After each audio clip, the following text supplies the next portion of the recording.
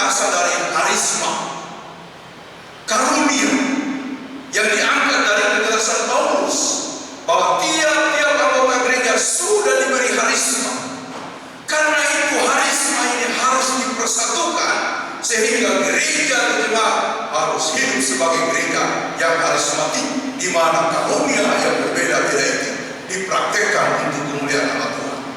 Kalau yang gereja harismatik hanya menekankan satu hal, kita maksudkan di sini adalah semuanya.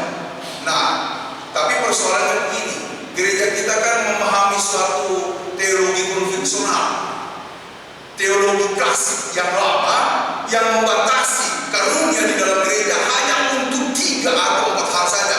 Bisa nyanyi, bisa main musik, bisa khotbah, bisa kunjungan, itu saja. Lalu di mana orang yang jago bola? Di mana yang jago matematika? Di mana yang jago volley? Di mana yang jago komputer? Itu sebenarnya harus dirangkum supaya gereja ini menjadi gereja yang berbingkai kemajuan. Teknologinya bagus dan lain sebagainya. Saya punya gambaran nanti gereja kita ini main teknologi, ya kan? Main teknologi. Tadi baru pakai teknologi saya suruh gugup gitu, ya kan? So gugup, lupa kasih mati, lupa kasih nyala gitu. Vira bilang tidak keluar suaranya, cabut dulu, pakai mic saya di depan. Mudah-mudahan di depan bisa ya Vira ya, lebih canggih lagi. Harus main teknologi, ya kan? Nanti masuk di gereja tidak ada lagi kumpul persembahan. Ini kan klasik kumpul persembahan, klasik sekali. Mengapa kita tidak bisa ubah?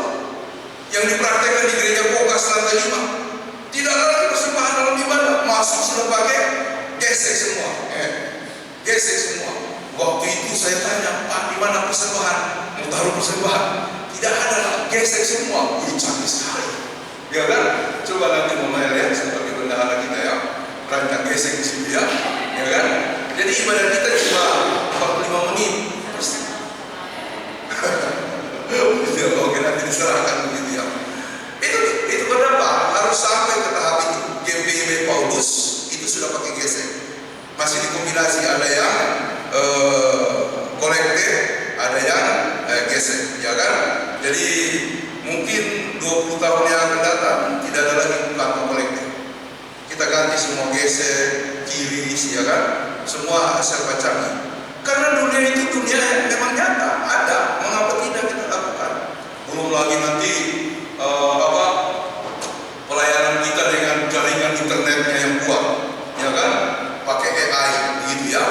Jadi saya khotbah di sini, di pos di Bogor yang baru nanti sama di Tangerang itu saya mimpin, di sana muncul saya gitu. Muncul saya di mimbar itu, saya ditampilkan gitu, ya, dengan suaranya persis seperti saya. Kedepankan AI begitu. Sampai banyak pendeta kemarin kita diskusi soal AI, kesiapan nanti kita tidak punya jadwal khotbah karena semua pakai AI, ya kan?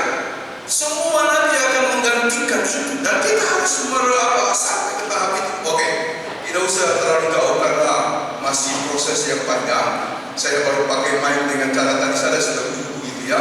Tapi perlahan-lahan kita akan menuju ke situ. Maksud saya adalah talenta harus dipakai. Ya, dunia olahraga, dunia pelayanan, dunia teknik, dunia apa kita buka semuanya. Karena dengan demikian harisma itu kemudian dipakai. Kemudian yang berikut dikatakan oleh si Pak Arman tadi dalam bukunya The Parable of Jesus, perumpamaan ini ditujukan kepada jemaat untuk memanfaatkan karunia secara maksimal sebagai pemberian Allah yang hidup bagi kita.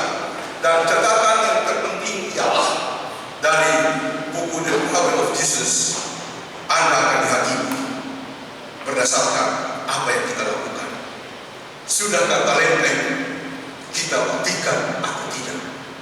Maka pada suatu waktu nanti semua kita tanpa kita sadari, kan waktu situasi majikan datang itu kan nggak diketahui. Tiba-tiba kan dia datang, langsung kemudian meminta. Jadi sebenarnya cuma ada 2 sosok, hamba yang setia dan hamba yang tidak setia. Hamba 1 dan 2 adalah hamba setia, hamba yang ketiga itu adalah hamba yang jahat. Jadi intinya adalah semua yang kita sudah terima dari Tuhan akan dipertanggungjawabkan. Nah, kalau tadi saya katakan hari ini kiamat, kita semua masuk surga. Tapi kalau di pintu surga, Tuhan tanya, ya kan? Misalnya Tuhan tanya, Tuhan tanya, Phineas, sudahkah kamu lakukan tugasmu dengan maksimal? Ya, mulai kita tanya satu-satu. Mama Kay sebagai penatua bidang perempuan, sudahkah melaksanakan tugas maksimal? Jangan jawab sama saya. Jangan jawab sama saya. Saya tidak bisa menghakimi. Nanti di pintu surga ya, di pintu surga ya. Jadi Bapak Ibu kan sudah masuk di selami surga ini. Saya dengan Ibu Dian dengan pendeta Pupuk masih di neraka ini, masih di neraka. Lalu ditanya, Miss Ori, apakah sudah melaksanakan tugas sebagai wakil bendahara dengan maksimal? Satu-satu kita ditanya. Kita diam. Kalau begitu kalian sama-sama dengan Phineas di neraka, supaya ada tenang karena kalian tidak maksimal. Catatan terakhir saya adalah maksimalkan, jangan dipendam. Apalagi kalau umpamanya sudah ada jadwal pura-pura tidak tahu, itu tidak mungkin akan diterima sebagai hamba yang baik, tidak mungkin. Maksimalkan. Jadi Tuhan kiranya mau kita untuk memaksimalkan pelayanan kita dari sekarang sampai selama-lamanya. Amin. Tuhan memberkati. Persembahan tiang dari majelis.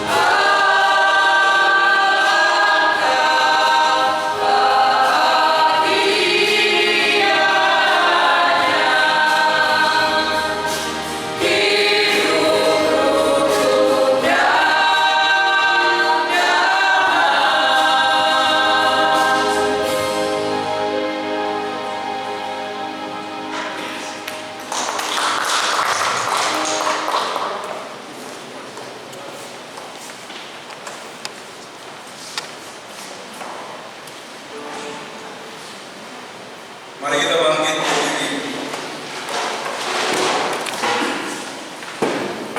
Dalam persekutuan dengan gereja di segala tempat dan sepanjang zaman, kita mengikrarkan pengakuan iman